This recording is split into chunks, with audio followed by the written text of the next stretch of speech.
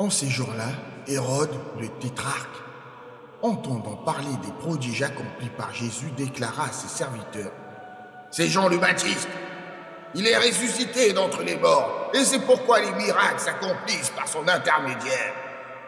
Car Hérode avait fait arrêter Jean, l'avait fait enchaîner et emprisonner à cause d'Hérodias, l'épouse de Philippe son frère. Jean lui avait dit avec hardiesse: Il ne t'est pas permis de l'avoir pour femme. Hérode souhaitait le mettre à mort, mais il redoutait la foule, car celle-ci considérait Jean comme un prophète. À l'occasion de la célébration de l'anniversaire d'Hérode, la fille d'Hérodias exécuta une danse devant les convives, captivant Hérode par sa grâce. Enivré par le spectacle, il fit serment de lui accorder tout ce qu'elle demanderait. À l'instigation de sa mère, elle déclara: Donne-moi ici même, sur un plat, la tête de Jean-Baptiste.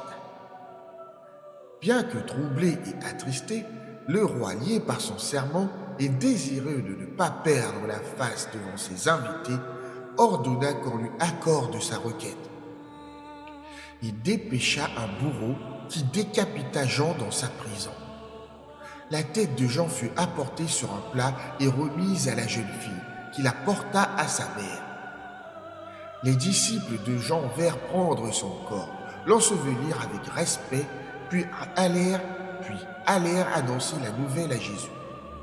Apprenant cela, Jésus, cherchant à se retirer, monta dans une barque pour se rendre à l'écart dans un lieu désert.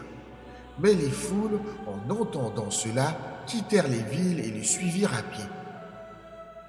En débarquant, Jésus aperçut une immense foule. Profondément ému de compassion pour eux, il guérit leurs malades. Le soir venu, les disciples vinrent à lui et dirent: Ce lieu est isolé et l'heure est tardive. Envoie la foule pour qu'elle puisse se procurer des vivres dans les villages. Jésus leur répondit: Ils n'ont pas besoin de partir. Donnez-leur vous-même à manger. Mais lui dirent: Nous n'avons ici que 5 pains et 2 poissons. Alors il dit: Apportez-les-moi.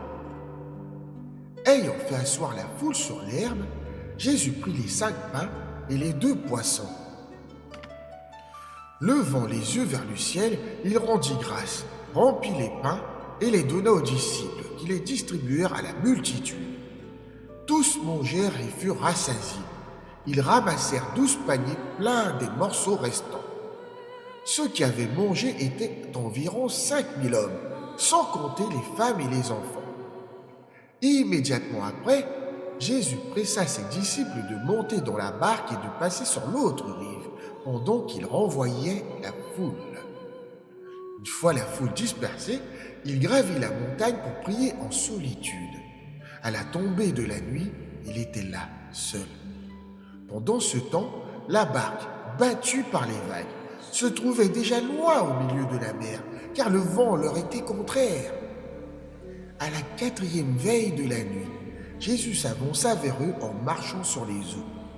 En le voyant marcher sur la mer, les disciples furent saisis de terreur et crièrent: C'est un fantôme! Dans leur frayeur, ils poussèrent des cris. Mais Jésus leur parla aussitôt: Rassurez-vous, c'est moi, n'ayez pas peur. Pierre, audacieux, lui répondit: Seigneur, si c'est vraiment toi, ordonne que je vienne vers toi sur les eaux. Jésus dit: Viens. Pierre sortit de la barque et marcha sur les eaux pour s'approcher de Jésus. Mais voyant la violence du vent, il fut saisi de crainte et commença à s'enfoncer. Il cria: Seigneur, sauve-moi! Aussitôt, Jésus étendit la main, le saisit et lui dit: Homme de peu de foi, pourquoi as-tu douté? Ils montèrent dans la barque et aussitôt le vent cessa. Ceux qui étaient dans la barque se prosternèrent devant Jésus, disant: Véritablement, tu es le Fils de Dieu. Après avoir traversé la mer, ils atteignirent la contrée de Génézareth. Les habitants de cette génération, reconnaissant Jésus, envoyèrent des messagers dans toute la contrée et on lui amena tous les malades. Il le suppliait de leur permettre de toucher seulement le bord de son vêtement. Tous ceux qui le touchèrent furent guéris.